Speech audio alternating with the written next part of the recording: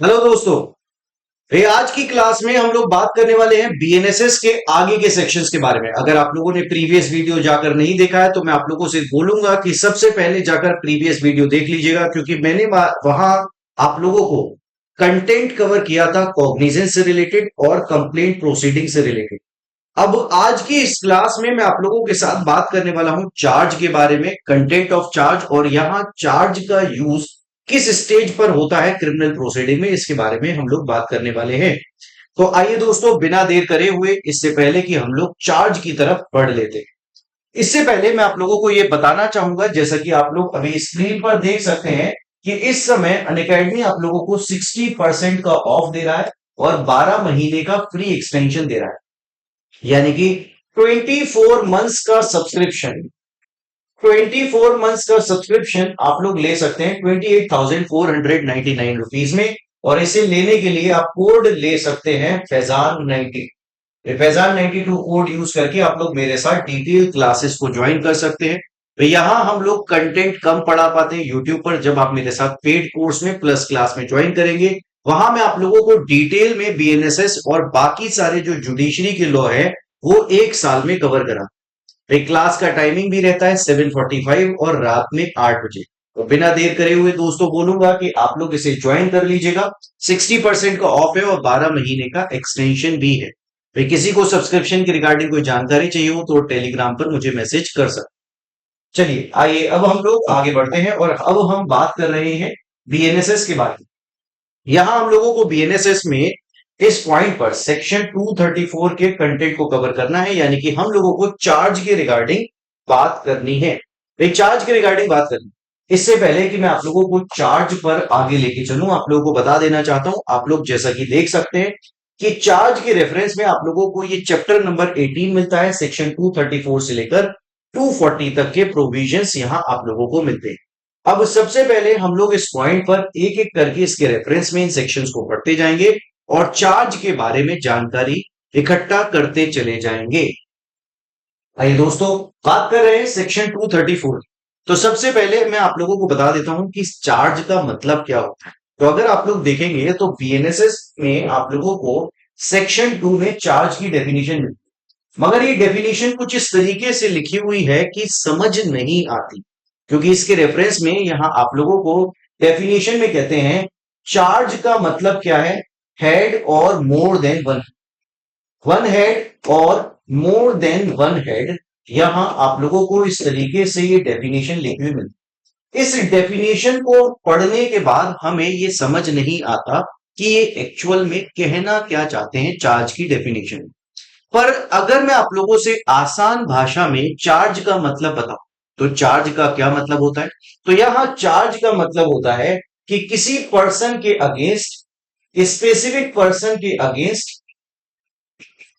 Specific person के against allegation लगाना, specific person के अगेंस्ट एलिगेशन लगाना with exact information, with exact information, यानी कि इस पर्सन ने किस पर्टिकुलर टाइम और किस पर्टिकुलर प्लेस पर यहां ऑफेंस कमिट किया है इसके बारे में।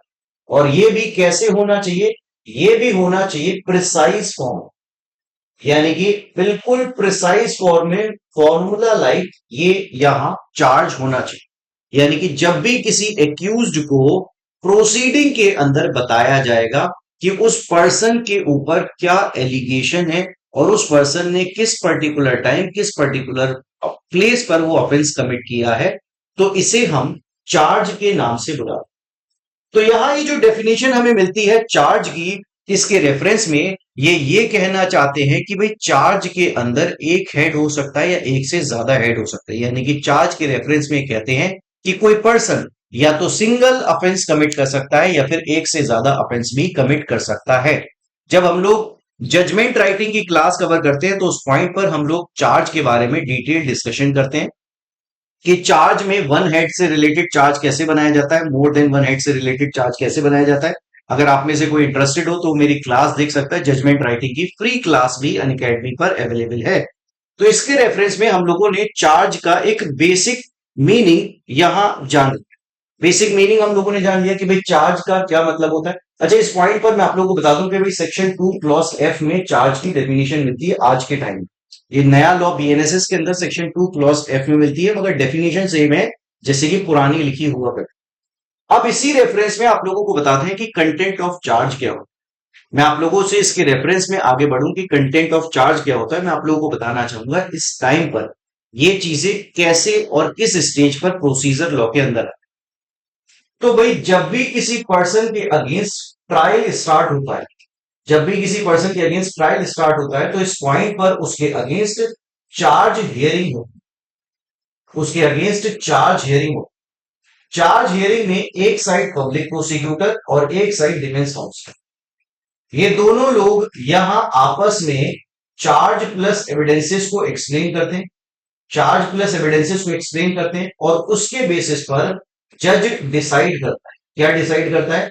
जज डिसाइड करता है कि इस पर्सन को डिस्चार्ज किया जाएगा, डिस्चार्ज किया जाएगा या इस पर्सन के अगेंस्ट चार्ज फ्रेम किया जाएगा, ये जज डिसाइड करता है।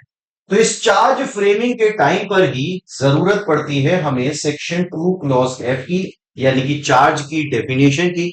इसके रेफरेंस में सेक्शन 234 की और फॉर्म नंबर 33, भाई जो सेकेंड शेड्यूल में आप लोगों को फॉर्म मिलता है उसके रेफरेंस में हम लोगों को ये फॉर्म भी देखना हो। तो इस पॉइंट पर यहां ये सारी चीजों की जरूरत हमें प्रोसीडिंग में इस स्टेज पर पड़ती है। तो अब इसके रेफरेंस में हम लोग जान रहे हैं कि चार्ज का कंटेंट क्या है और सेक्शन 234 में आप लोगों को क्या बताया गया। तो अब अगर आप लोग सेक्शन 234 पढ़ेंगे तो सेक्शन 234 को पढ़ना और समझना दोनों ही बहुत आसान है। भाई क्या कहते हैं, यहां इसके रेफरेंस में चार्ज में बताया जाएगा कि उस पर्सन ने कौन सा ऑफेंस कमिट किया है। ठीक है, अगर उस चीज का स्पेसिफिक नेम नहीं पता, अगर उस पॉइंट का, उस लॉ का स्पेसिफिक नेम नहीं पता, तो उसके रेफरेंस में उसे डिस्क्राइब करते हुए उसका नाम बताया जाएगा। भाई जैसे कि मॉब लिंचिंग स्पेसिफिक नेम नहीं है, अगर कोई पर्सन ऑफेंस कमिट करता तो 103 के क्लॉज 2 की सारे पॉइंटर्स को मेंशन करते हुए यहां चार्ज के बारे में लिखा जाए। तो स्पेसिफिक नेम है तो स्पेसिफिक नेम मेंशन करो, अगर स्पेसिफिक नेम नहीं है तो उसके रेफरेंस में जितना पता है उसकी डेफिनेशन से उसके रेफरेंस में वो चीजें लिखो। तो पहले तो कोशिश करो कि स्पेसिफिक नेम लिख दो, अगर नहीं पता है तो उसके पॉइंट पर यहां जितना पता है उसके बारे में वो चीजें लिखो। उसके बाद यहां ये कहते हैं कि लॉ और सेक्शन के बारे में मेंशन करो, लॉ और सेक्शन के बारे में मेंशन करो। उसके बाद इस पॉइंट पर आगे लिखा हुआ मिलेगा आप लोगों को, यहां जो लीगल कंडीशन है वो मेंशन कर, लीगल कंडीशन मेंशन करनी है। ये चार्ज हमेशा कोर्ट की लैंग्वेज में लिखा जाएगा, और अगर एक्यूज्ड जो है वो प्रीवियसली कन्विक्टेड है तो इसके रेफरेंस में प्रीवियस कन्विक्शन के बारे में मेंशन किया जाए। तो सबसे पहले क्या बताना है, सबसे पहले ऑफेंस बताना है, ऑफेंस का स्पेसिफिक नेम बताना है, अगर स्पेसिफिक नेम नहीं पता तो जितना जानते हो उतना बता दो, फिर लॉ और सेक्शन बता दो, लीगल कंडीशन बता दो, और फाइनली इस पॉइंट पर इसके रेफरेंस में इसे कोर्ट की लैंग्वेज में लिखा जाएगा, इसेंशियल्स लिखे जाएंगे, और अगर प्रीवियस कन्विक्शन है तो प्रीवियस कन्विक्शन भी इस पॉइंट पर मेंशन किया जाएगा। इसके बारे में सेक्शन 234 आप लोगों को बताता है। उम्मीद करता हूं कि सेक्शन 234 आप लोगों से क्या कहता है ये बात आप लोगों को अच्छे से समझ आ गई होगी। तो उसके बाद इसके रेफरेंस में हम लोग आगे की बात कर रहे हैं। भैया हाँ, ये कहते हैं कि अगर किसी केस में पर्टिकुलर प्लेस और टाइम के बारे में पता है, तो मैंने आप लोगों से कहा ना कि पर्टिकुलर प्लेस और टाइम के बारे में मेंशन करेंगे, तो पर्टिकुलर प्लेस और टाइम के बारे में बताओ, बिल्कुल सही है। मगर क्रिमिनल ब्रीच ऑफ ट्रस्ट के केस में, क्रिमिनल ब्रीच ऑफ ट्रस्ट के केस में या क्रिमिनल मिसएप्रोप्रिएशन ऑफ प्रॉपर्टी के केस में यहां एग्जैक्टली टाइम का पता नहीं चलता कि किस पर्सन की नीयत कब बदल गई थी। तो इसके रेफरेंस में आप लोगों से कहता है यहां ऑलमोस्ट ग्रॉस सम बता दो, भाई जितना जानते हो उसके हिसाब से जितनी जानकारी है टाइम और प्लेस की, अमाउंट की, तो उतनी जानकारी आप बता दो जिसके बेसिस पर एक्यूज को यह पता चल जाए कि किस पर्टिकुलर रेफरेंस में उस पर्सन के ऊपर एलिगेशन लगाए गए हैं। आइए दोस्तों, अब हम इस पॉइंट पर आगे की बात कर लेते हैं।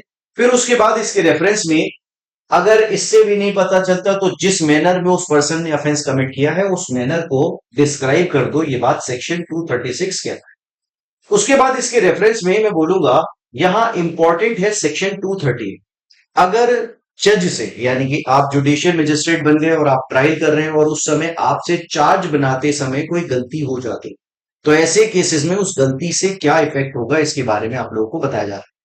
तो इस पॉइंट पर कहते हैं अगर कोई भी मिस्टेक आपसे चार्ज बनाने में हुई है, तो अगर उससे किसी भी तरीके से एक्यूज्ड मिसलीड नहीं हो रहा है, अगर किसी भी तरीके से एक्यूज मिसलीड नहीं हो रहा है, तो उस केस में वो चार्ज वैलिड रहेगा। भले ही गलत बना दिया पर वैलिड रहे।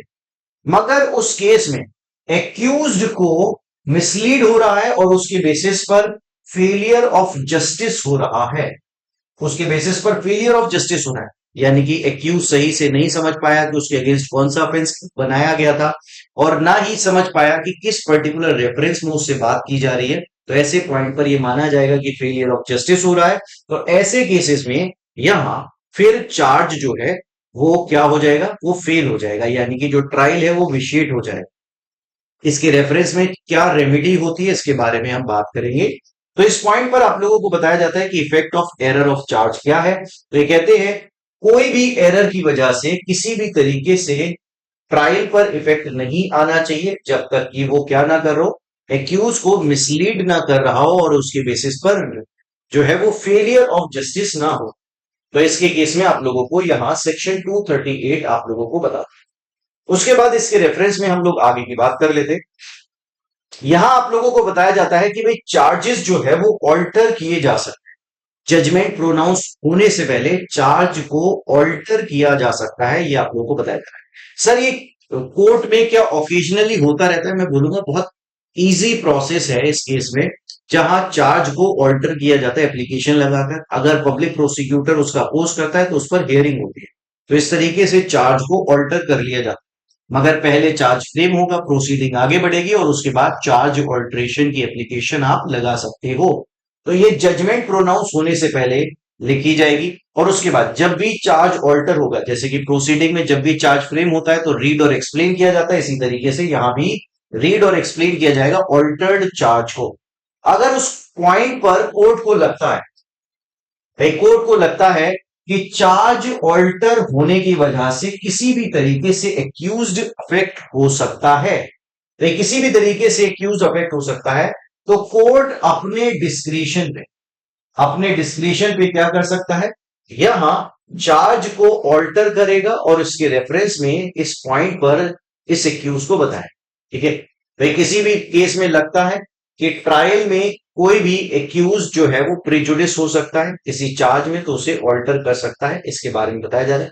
और उसके रेफरेंस में ये कहते हैं न्यू ट्रायल भी हो सकता है, यानी कि देखो यहां डी नोवो ट्रायल किया जा सकता है, दोबारा से एक नया ट्रायल स्टार्ट किया जा सकता है, ये बताया।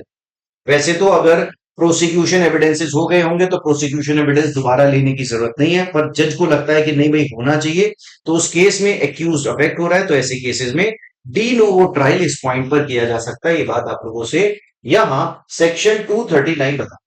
उसके बाद अगर चार्ज ऑल्टर किया गया है तो उसके बेसिस पर विटनेसेस को दोबारा बुलाया जा सकता है चार्ज ऑल्ट्रेशन के रिगार्डिंग, ये बात आप लोगों को सेक्शन 241। उसके बाद इसके रेफरेंस में ज्वाइंडर ऑफ चार्जेस से रिलेटेड सेक्शन है। तो यहां आप लोगों को एक जनरल रूल बताया जाता है कि जब भी कोई चार्ज बनाया जाएगा तो हर पर्सन पर हर केस में सेपरेट चार्ज बनाया जाएगा। कब तक बनाया जाएगा? जब तक कि एक्यूज्ड एप्लीकेशन लगाकर ये ना बता दे कि सर मुझे ज्वाइंडर ऑफ चार्ज बना। फिर क्या होता है, किसी पर्सन ने 4-5 ऑफेंस किए, 4-5 केस में, वो रॉबरी के केस में, डकैती के केस में, तो वो तो दिन रात कोर्ट जाने का हो जाएगा ना। तो इसलिए यहां एक कन्वीनियंस का प्रोसेस बनाया गया है कि भाई वैसे तो जनरल रूल कहता है कि सेपरेट चार्ज बनाओ, पर कोर्ट उस पर्सन को लगता है कि उसको कि भाई नहीं ऐसे तो मैं बार बार कोर्ट आता रहूंगा, तो ऐसे केसेस में वो एप्लीकेशन लगाकर ज्वाइंडर ऑफ चार्ज करवा सकता है।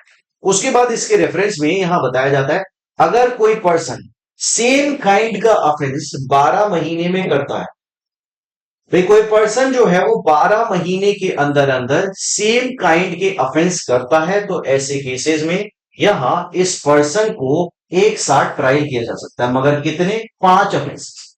भाई किसी पर्सन ने 5 ऑफेंसेस किए सेम काइंड के, चोरी, एक्सटॉर्शन जैसे क्राइम, तो ऐसे केसेस में उन लोगों का ज्वाइंडर ऑफ चार्ज किया जा सकता है, इसके रेफरेंस में आप लोगों को बताता है। तो ये हम लोगों को इस पॉइंट पर पहले सेक्शन 241 242 ही पढ़ना सफिशिएंट है, इससे ज्यादा हम लोग नहीं जा रहे हैं इसके डिटेल में, क्योंकि इस पॉइंट पर आप लोगों से वरना डिटेल डिस्कशन होगा कि भाई ज्वाइंडर ऑफ चार्ज और ज्वाइंट ट्रायल में क्या डिफरेंस होता है, ये सारी चीजें डिस्कशन होंगी। पर अभी हम लोग अगर इतना भी पढ़ रहे हैं तो हमारे लिए सफिशिएंट है। तो इन सारी चीजों को जानने के लिए बाकी आप डिटेल क्लासेस प्लस क्लासेस मेरे साथ ज्वाइन कर सकते हैं। आइए दोस्तों, उसके बाद इसके रेफरेंस में हम लोग आगे की बात कर रहे हैं, जहां मैं आप लोगों को बता रहा हूं किसके बारे में।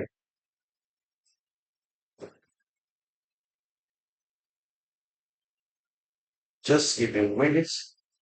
देखो भाई, ज्वाइंटली चार्जेस कौन कौन से लगाए जाएंगे इसके बारे में सेक्शन 246 है। उसके बाद देखो, ये सेक्शन स्टार्ट हो गया कोर्ट ऑफ सेशन का ट्रायल। कोर्ट ऑफ सेशन का ट्रायल क्या लिखा हुआ है एक बार मैं आप लोगों को बता देता हूँ, पूरा चार्ट एक्सप्लेन कर देता हूँ, फिर एक एक करके सेक्शंस पढ़ते हुए चलेंगे इसके रिगार्ड। फिर क्या होता है एक बार ध्यान से सुनिएगा। तो यहां सबसे पहले चार्ज हियरिंग होती है। सबसे पहले यहां चार्ज हियरिंग होती है। चार्ज हियरिंग में एक साइड पब्लिक प्रोसिक्यूटर हो गया और एक साइड एक्यूज का एडवोकेट हो गया, यानी कि डिफेंस काउंसिल। अब ये लोग यहां public prosecutor charge plus evidence देता है, चार्ज प्लस एविडेंस देता है, एक्यूज का एडवोकेट अपना सबमिशन देता है। अब इस सबमिशन के बेसिस पर जज डिसाइड करता है। क्या डिसाइड करता है? क्या इस पर्सन को डिस्चार्ज करना है, इस पर्सन को डिस्चार्ज करना है, या फिर इस पर्सन के रिगार्डिंग चार्ज फ्रेमिंग करना है। आज के टाइम में इस पॉइंट पर यहां क्राइटेरिया बदल गया है। इस पॉइंट पर ये चार्ज हियरिंग से यहां तक डिस्चार्ज तक का टाइम पीरियड मेंशन कर दिया है कि 60 डेज से ज्यादा नहीं हो सकता। उसके बाद चार्ज फ्रेमिंग होती है। चार्ज फ्रेमिंग के बाद प्रोसिक्यूशन एविडेंस के लिए डेट फिक्स होती है। प्रोसिक्यूशन एविडेंस की डेट फिक्स होती है। उसके बाद यहां प्रोसिक्यूशन एविडेंस होता है। प्रोसिक्यूशन एविडेंस होता है, एक स्टेज आएगी 351 की, डिफेंस एविडेंस आता है, फाइनल आर्ग्यूमेंट होता है, फाइनल आर्ग्यूमेंट और जजमेंट, फाइनल आर्ग्यूमेंट और जजमेंट। इस तरीके से यहां इस पॉइंट पर ये ट्रायल चलता है। ठीक है भाई, मैंने आप लोगों को इस पॉइंट पर सेक्शन बता दी कि भाई कहां कहां कैसे कैसे चीजें चलती हैं। भाई डिफेंस एविडेंस इधर लिख देता हूं, डिफेंस एविडेंस के बाद फाइनल आर्ग्यूमेंट और जजमेंट, फाइनल आर्ग्यूमेंट और जजमेंट। तो इस तरीके से यहाँ ये ट्रायल काम करता है। प्रोसिक्यूशन एविडेंस की डेट फिक्स होना, प्रोसिक्यूशन एविडेंस होना, 351 एक बीच की स्टेज आती है, क्या होती है अभी आगे पढ़ेंगे बात करेंगे। उसके बाद डिफेंस एविडेंस, फाइनल आर्ग्यूमेंट और जजमेंट। तो इस तरीके से ये चार्ज की प्रोसीडिंग होती है। आज के टाइम में टाइम पीरियड मेंशन कर दिया है। अच्छा, फाइनल आर्ग्यूमेंट से जजमेंट के बीच का भी टाइम पीरियड आज के समय में इन लोगों ने मेंशन कर, कहां कहां क्या क्या लिखा हुआ है एक बार एक एक करके बात करते हुए हम लोग चलते हैं। यहां इस पॉइंट पर देखो, आप लोगों को सबसे पहले बताया जाता है कि जो ट्रायल है वो कौन करेगा। तो कोर्ट ऑफ सेशन का जो ट्रायल है वो एक पब्लिक प्रोसिक्यूटर ही कर, ठीक है। जो जुडिशियल मजिस्ट्रेट फर्स्ट क्लास होते हैं वहां पब्लिक प्रोसिक्यूटर और असिस्टेंट पब्लिक प्रोसिक्यूटर कोई भी अपियर हो सकता है, यहां सिर्फ पब्लिक प्रोसिक्यूटर अपियर। उसके बाद कहते हैं opening of case for prosecution. तो देखो यहां लिखा हुआ मिलेगा कि पब्लिक प्रोसिक्यूटर किसी केस में बताएगा कि चार्ज प्लस एविडेंसेस क्या है, चार्जेस क्या है और एविडेंसेस क्या है एक्यूज के अगेंस्ट, ये बताएगा। उसके बाद एक्यूज जो है वो देखो 60 डेज का टाइम पीरियड मेंशन करो, 60 डेज का टाइम पीरियड डिस्चार्ज की एप्लीकेशन लगा सकते। उसके बाद यहां इस पॉइंट पर सबमिशन लेने के बाद, एक्यूज से सबमिशन लेने के बाद अगर जज सेटिस्फाई है तो ऐसे केसेस में उसे डिस्चार्ज भी कर सकता है, ठीक है, मगर रीजन रिकॉर्ड इन राइटिंग करना पड़ेगा। उसके बाद इसके रेफरेंस में लिखा हुआ मिलेगा आप लोगों को चार्ज फ्रेम। अगर यहां जज को लगता है कि एक्यूज ने ऑफेंस कमिट किया है तो ऐसे केसेस में उसके अगेंस्ट चार्ज फ्रेम करते हैं। और अगर ये exclusively tribal by court of session है तो कोर्ट ऑफ सेशन जो है एक्सक्लूसिवली ट्राइबल है तो अपने आप चार्ज फ्रेम करेगा। अगर exclusively tribal by court of session नहीं होता तो कोर्ट जो है वो चार्जेस चाहे तो फ्रेम कर सकते। मैंने आप लोगों को बताया था ना भाई, नीचे से ही केस ऊपर आता है। हम लोगों ने एक प्रीवियस क्लास में इसके बारे में बात करी थी और उस प्रोसेस को क्या कहते हैं, वर्ड यूज होता है कमिटल, जो कि सेक्शन 232 में। अगर किसी जुडिशियल मजिस्ट्रेट फर्स्ट क्लास ने फैक्ट को गलत समझते हुए ऊपर वाले जज के पास यानी कोर्ट ऑफ सेशन के पास केस भेज दिया तो उस केस में उसे लगेगा सुनने के बाद तो चार्जेस फ्रेम कर सकता है, अदरवाइज वापस से फाइल नीचे भेज दे। तो ऐसे केसेस में अगर उसके द्वारा ट्रायबल नहीं है तो उस केस में वो चार्जेस चाहे तो फ्रेम कर सकता है। अगर कोर्ट ऑफ सेशन को ही ट्राई करना है तो चार्जेस उसे फ्रेम करने ही पड़ेंगे, उसके पास कोई और ऑल्टरनेट ऑप्शन एग्जिस्ट नहीं करता है। उसके बाद इसके रेफरेंस में आप लोगों को बताया जाता है भाई कन्विक्शन ऑन गिल्टी प्ली। भाई एक बार चार्ज फ्रेम हो गए तो एक्यूज से पूछा जाता है क्या तुम गिल्टी प्ली करते हो, और उसके बाद उस पॉइंट पर यहां गिल्टी प्ली अगर वो करता है तो उस पॉइंट पर उसे कन्विक्ट किया जा सकता है। फिर उसके बाद डेट ऑफ प्रोसिक्यूशन एविडेंसेस आती है, प्रोसिक्यूशन एविडेंसेस को लिया जाता है। प्रोसिक्यूशन एविडेंसेस के बाद 351 की स्टेज होती है, यानी कि जज और एक्यूज्ड दोनों लोग आपस में डायरेक्ट कॉन्वर्सेशन करते हैं। जज पूछता है एक्यूज से क्या तुम्हें जितने भी एविडेंसेस तुम्हारे अगेंस्ट दिए गए थे तुम्हें समझ आ गए। अगर एक्यूज को समझ आ गए होते तो डिफेंस एविडेंस की स्टेज पे चले जाते, अगर नहीं समझ आए होते तो जज जो है उससे रिलेटेड उस पॉइंट पर उससे क्वेश्चंस पूछता है। तो 351 की स्टेज में क्वेश्चंस पूछे जाते हैं। पर अगर सपोज करो प्रोसिक्यूशन जो है पब्लिक प्रोसिक्यूटर, वो उसको ऊपर ड्यूटी होती है कि क्रिमिनल केस में उसे बियॉन्ड रीजनेबल डाउट अपने एविडेंसेस को प्रूव करना, पर पब्लिक प्रोसिक्यूटर यहां बियॉन्ड रीजनेबल डाउट अपने एविडेंसेस को प्रूफ नहीं कर पाया, अपना बर्डन डिस्चार्ज नहीं कर पाया, तो ऑप्शन होता है जज के पास कि जज जो है इस केस में एक्विटल कर सकता है, ये सेक्शन 235 का ऑप्शन। उसके बाद फाइनली डिफेंस एविडेंस की स्टेज आती है, और उसके बाद फाइनल आर्ग्यूमेंट की स्टेज आ जाती है, यानी कि दोनों वकील आपस में यहां क्या करते हैं, फाइनल आर्ग्यूमेंट करते हैं। उसके बाद इसके रेफरेंस में देखो यहां टाइम पीरियड दे रखा है 30 डेज और 45 डेज, यानी कि जो फाइनल आर्ग्यूमेंट से जजमेंट की स्टेज है, फाइनल आर्ग्यूमेंट से जजमेंट की स्टेज है, इसके लिए इसने मैक्सिमम टाइम पीरियड फिक्स कर दिया है 45 डेज का। तो 45 डेज के रेफरेंस में यहां जज को अब फाइनल आर्ग्यूमेंट से जजमेंट की तरफ लेके बढ़ना ही पड़े। उसके बाद अगर कोई प्रीवियस कन्विक्शन, भाई चार्ज के टाइम पर हम लोगों ने बात करी थी ना सेक्शन 234 में, तो उस पॉइंट पर क्लॉज 7 के अंदर प्रीवियस कन्विक्शन रिकॉर्ड किया जाता है। अब प्रीवियस कन्विक्शन के रिगार्डिंग अगर जज को एनहांस पनिशमेंट देना है तो इसके रेफरेंस में यहां इस पॉइंट पर प्रीवियस कन्विक्शन मिल जाता है। अच्छा, इसी के साथ मैंने आप लोगों को याद हो तो सेक्शन पढ़ाया था आप लोगों को जहां हायर डिग्नेटरीज के केसेस में कोर्ट ऑफ सेशन को डायरेक्टली केस फाइल किया जाता है, पब्लिक प्रोसिक्यूटर फाइल करता है, प्रेसिडेंट अगर वाइस प्रेसिडेंट जैसे लोगों का डिफेमेशन किया गया, तो ऐसे केसेस में अगर जज को ट्रायल करना है तो ट्रायल कैसे चलेगा, इस प्रोसीडिंग के बारे में आप लोगों को सेक्शन 260 बताता है। तो इस तरीके से हम लोगों ने कोर्ट ऑफ सेशन का ट्रायल खत्म किया। अब इसके रेफरेंस में हम लोग आगे की बात कर लेते हैं। तो इस पॉइंट पर हम बात कर रहे हैं किसके बारे में, वारंट ट्रायल के बारे में। भाई वारंट ट्रायल कैसे काम करता है, इसके रेफरेंस में मैं आप लोगों को सबसे पहले एक बार इसका इंडेक्स दिखाना चाहूंगा। देखो ये हम लोगों ने कोर्ट ऑफ सेशन का ट्रायल पढ़ लिया, अब हम लोग वारंट ट्रायल पढ़ रहे हैं। वारंट ट्रायल में क्या होता है, तो सेक्शन 230 का कंप्लायंस, यानी कि पुलिस रिपोर्ट की प्रोसीडिंग्स के अंदर पुलिस रिपोर्ट केस में सबसे पहले डॉक्यूमेंट दिए जाते हैं कि उसको तो चार्ज फ्रेमिंग से पहले जो स्टेज होती है, चार्ज हियरिंग से पहले वो डॉक्यूमेंट गिविंग की हो। उसके बाद यहाँ प्रोसेस कैसे काम करेगा फिर से मैं आप लोगों को बता दूं। तो एक सबसे पहले यहाँ वो डॉक्यूमेंट गिवन वाली स्टेज होती है, वो आ गई, डॉक्यूमेंट गिवन वाली स्टेज आ गई। डॉक्यूमेंट गिवन के बाद यहाँ चार्ज हियरिंग होगी। चार्ज हियरिंग, चार्ज हियरिंग में पब्लिक प्रोसिक्यूटर हो गया और यहां डिफेंस काउंसिल हो गया।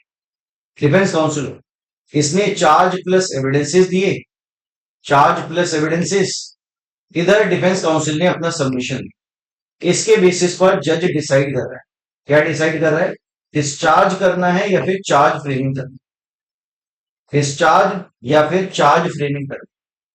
चार्ज फ्रेमिंग के बाद क्या होता है, भाई चार्ज फ्रेमिंग के बाद गिल्टी प्ली पूछी जाती है। गिल्टी प्ली, गिल्टी प्ली के बाद क्या हो रहा है, भाई गिल्टी प्ली के बाद यहां डेट ऑफ प्रोसिक्यूशन एविडेंस आती है, डेट ऑफ प्रोसिक्यूशन एविडेंस। उसके बाद प्रोसिक्यूशन एविडेंस आता है, उसके बाद 351 की स्टेज आती है, फिर उसके बाद फाइनल डिफेंस एविडेंस आता है। डिफेंस एविडेंस के बाद फाइनल आर्ग्यूमेंट की स्टेज आती है, और फाइनल आर्ग्यूमेंट के बाद जजमेंट की स्टेज। इस तरीके से कोई भी ट्रायल काम करता है।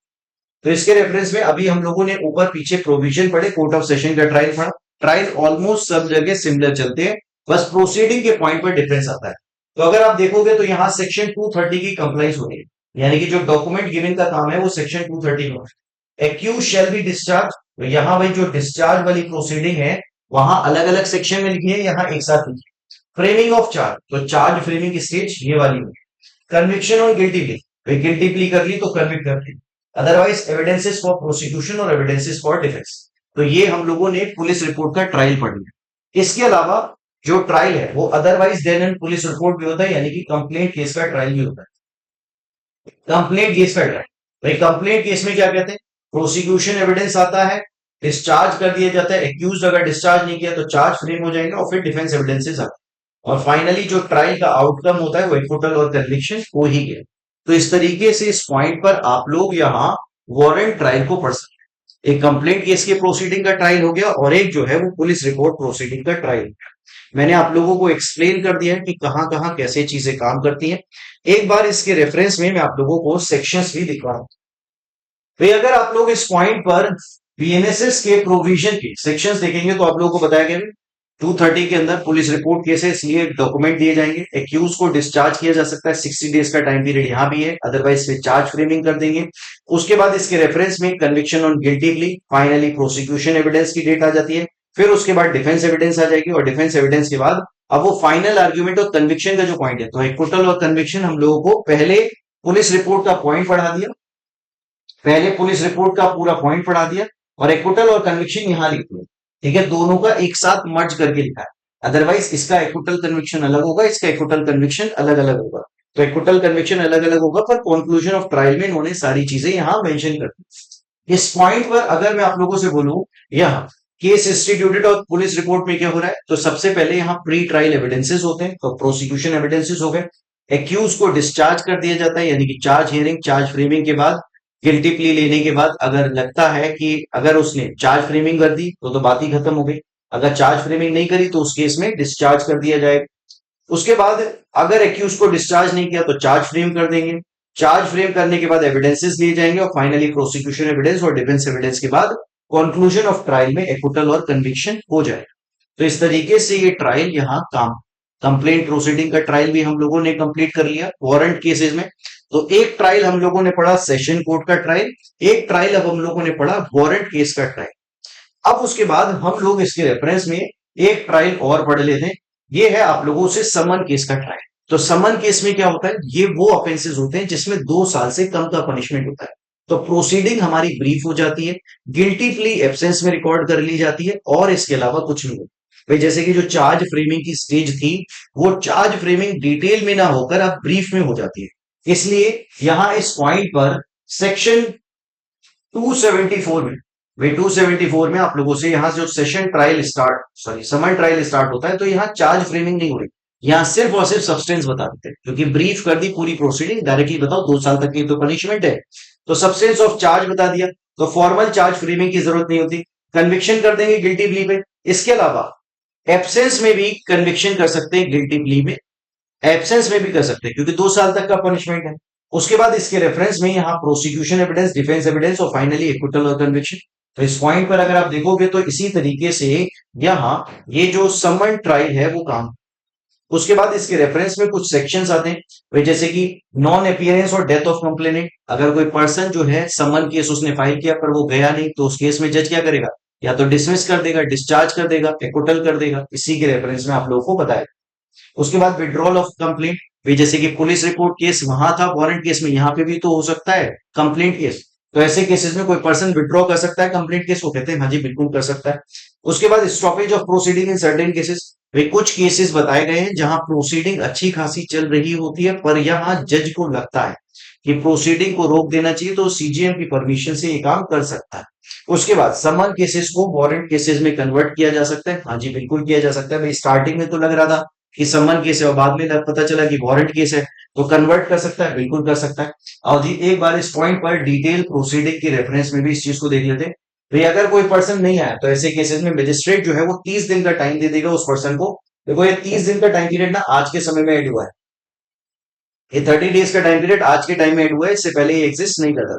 उसके बाद यहाँ क्या करेंगे, यहाँ उस पर्सन की अटेंडेंस को डिस्पेंस कर सकते हैं, यानी कि अगर वो नहीं भी आया तो कोई बात नहीं। उसके बाद इसके रेफरेंस में विड्रॉल ऑफ कंप्लेंट के बारे में मैंने आप लोगों को बताया कि भाई मजिस्ट्रेट अगर सेटिस्फाई है कि सफिशिएंट ग्राउंड है, परमिटिंग सफिशिएंट ग्राउंड है। सफिशिएंट ग्राउंड क्या होते हैं, तो ऐसा कुछ मेंशन नहीं कर रखा है, बस ये बता रखा है सफिशिएंट ग्राउंड लगते हैं तो मजिस्ट्रेट परमिट कर सकते हैं। फिर उसके बाद स्टॉपेज ऑफ प्रोसीडिंग के बारे में बताया जा रहा है। भाई समन केसेस में यहां सीजीएम की प्रीवियस सेंक्शन से सीजीएम के प्रीवियस सेंक्शन से यहां क्या करा जा सकता है, प्रोसीडिंग को स्टॉप किया जा सकता है, प्रोसीडिंग को स्टॉप किया जा सकता है, इसके बारे में आप लोगों को बताया। उसके बाद समन केसेस को वारंट केसेस में कन्वर्ट कर सकते हैं, कहते हैं हाँ जी बिल्कुल कर सकते हैं, इसके रेफरेंस में आप लोगों को ये बात बताई जाए। फाइनली इसके रेफरेंस में हम लोग एक ट्रायल और बचा हुआ है, इसे भी पढ़ के खत्म करते हैं, ये है समरी ट्रायल। एक बार आइए समरी ट्रायल के बारे में बात कर लेते हैं। भाई समरी ट्रायल कौन से ट्रायल होते हैं, तो जैसे कि मैंने आप लोगों को इस पॉइंट पर बताया कि भाई ट्रायल के अंदर क्या किया जाता है, ट्रायल के अंदर किसी पर्सन को पहले बताया जाता है कि उसके अगेंस्ट क्या ऑफेंसेस बन रहे हैं, फिर उसके बाद गिल्टी प्ली ली जाती है, prosecution evidence 351, defence evidence, final argument और जजमेंट। अब समन केसेस में क्या था, समन केसेस वो केसेस थे जिसमें 2 साल से कम का पनिशमेंट होता है। अब कुछ केसेस की लिस्ट बताई जाती है समरी ट्रायल। समरी ट्रायल की स्पेशलिटी क्या होती है, इस केस में किसी भी पर्सन को 3 महीने से ज्यादा का पनिशमेंट नहीं दिया जाता। लोग जैसे कि कहते हैं ना कॉमन भाषा में कि चोरी तो चोरी होती है, पर लॉ ऐसा नहीं कहता। लॉ कहता है अगर किसी पर्सन ने ब्रेड चोरी करी है, कोई छोटी मोटी चोरी करी है, तो ऐसे केसेस में उस पर्सन को हाई फाई पनिशमेंट नहीं दे सकते। तो इसलिए ऐसे केसेस में समरी ट्रायल के अंदर उस पर्सन को जो पनिशमेंट दिया जाएगा वो 3 महीने तक का दिया जाएगा। मगर कौन से ऑफेंसेस को समरी ट्रायल किया जाता है, इसके रेफरेंस में ये पॉइंट बहुत इंपॉर्टेंट। तो समरी ट्रायल के रेफरेंस में यहां बताया जाता है भाई सीजीएम और judicial magistrate first class summary trial कर सकता है। कौन से ऑफेंसेस का करेगा, तो आप लोगों को इसके रेफरेंस में यहां ये लिखा हुआ है। और आज के टाइम में प्रॉपर्टी की लिमिट हो गई है 20,000। फिर किसी पर्सन ने यहाँ चीटिंग का ऑफेंस किया, कोई स्टोलन प्रॉपर्टी का ऑफेंस किया, या फिर मिसचीफ का ऑफेंस किया, ब्रीच ऑफ पीस को प्रोवोक किया, तो ऐसे केसेस में एक लिस्ट आप लोगों को मिलती है जिसके बेसिस पर यहाँ समरी ट्रायल इन केसेस में करी जा सकती है। ठीक है दोस्तों, तो उस पॉइंट पर यहाँ ये कहते हैं भाई जो है ऐसे केसेस में एक्यूज को एक रीजनेबल अपॉर्चुनिटी दी जाएगी अगर 3 साल से कम का ऑफेंस है उस केस में, कि उसे जो है इसका समरी ट्रायल कराना है या नहीं कराना है। जुडिशियल मजिस्ट्रेट सेकंड क्लास भी कर सकता है, पर ठीक है हमारे लिए इंपॉर्टेंट नहीं है। अच्छा देखो ये पॉइंट इंपॉर्टेंट है, ये आप लोगों से प्री में क्वेश्चन पूछे जाते हैं, कितने टाइम का पनिशमेंट दिया जा सकता है, तो 3 महीने तक का पनिशमेंट दिया जा सकता है। समरी ट्रायल में प्रोसीडिंग कैसे काम करेगी, तो जैसे समन के केस में काम करती है, मगर रिकॉर्ड जो है वो और भी ज्यादा ब्रीफ हो जाते हैं। तो ये बात आप लोगों से सेक्शन 286 आप लोगों को बता, उम्मीद करता हूं कि आप लोगों को यहां तक की सारी बातें समझ आई होंगी। तो हम लोगों ने इसके रेफरेंस में जो ट्रायल प्रोविजंस थे वो कवर कर, भाई जो ट्रायल से रिलेटेड प्रोविजंस है, समरी ट्रायल मैंने आप लोगों को पढ़ा दिया। इसके अलावा मैंने आप लोगों को यहाँ समन ट्रायल पढ़ा दिया, समन ट्रायल क्या होता है ये भी आप लोगों को बता दिया। वारंट ट्रायल मैंने आप लोगों को पढ़ा दिया। इसके अलावा मैंने आप लोगों को सेशन ट्रायल भी पढ़ा। तो इस तरीके से हम लोगों ने ट्रायल की प्रोसीडिंग्स को कवर कर लिया है। मैं फिर से कहूंगा जो लोग मेरे साथ डिटेल में ज्वाइन करना चाहते हैं वो मेरे साथ ज्वाइन कर सकते हैं। 60% ऑफ और 12 महीने का एक्सटेंशन आप लोगों को मिल रहा है, और सिर्फ 28,499 में आप लोगों को ये सब्सक्रिप्शन मिल रहा है। इसी के साथ आप लोगों को एक बात और बता देना चाहता हूं कि भाई आरंभ बैच हम लोगों ने स्टार्ट कर दिया है, तो आप लोग इसके साथ हमें ज्वाइन कर सकते हैं। और ज्वाइन करने के लिए कोड यूज करना है आप लोगों को फैजान 92। तो फैजान 92 कोड यूज करके आप ज्वाइन कर सकते हो। और 24 मंथ्स का सब्सक्रिप्शन आप लोगों को मिल रहा है सिर्फ 28,499, 28,499 में आप लोगों को मिल रहा है। तो आप लोग मेरे साथ डिटेल क्लासेस अपनी जुडिशरी की स्टार्ट कर सकते हो। चलिए दोस्तों फिलहाल आज के लिए हम लोग इतना ही करते हैं। तो इसके अलावा एक लास्ट में आप लोगों को एक इंफॉर्मेशन और देना चाहूंगा कि अगर कोई प्री के क्वेश्चंस करना चाहता है तो मेरी ये बुक आती है बीएनएस और बीएसए पर है। इसके अलावा बीएनएसएस के रेफरेंस में मैंने अलग से बुक लिखी हुई, अलग से बुक लिखी हुई, देख सकते हो भाई कितना बड़ा साइज है। तो मतलब क्वेश्चन सफिशिएंट है बीएनएसएस पर, और साथ ही बीएनएस और बीएसए पर अलग अलग बुक है। आप लोग अगर लेना चाहो तो जज मेकर के नाम से बुक आती है, आप लोग ले सकते हो। इसी के साथ आप लोगों को ये भी बता दूं कि मेंस के कंटेंट के हिसाब से भी बुक आती है, जो कि बुक अभी आप लोगों के सामने है कॉन्स्टिट्यूशन, टीपीए और इंडियन कॉन्ट्रैक्ट एक्ट पर। मगर आप लोगों को हर मेंस के सब्जेक्ट पर इसी तरीके से कंबाइंड बुक मिल जाएगी, जिसके बेसिस पर ये मॉडल आंसर बुक है जिसे आप पढ़ सकते हो और आसानी से अपनी भाषा में समझ सकते हो। तो फिलहाल हम लोग आज के लिए इस क्लास को यही वाइंड अप कर रहे हैं, बाकी की सारी बातें हम लोग नेक्स्ट क्लास में करेंगे। Thank you very much guys, thank you.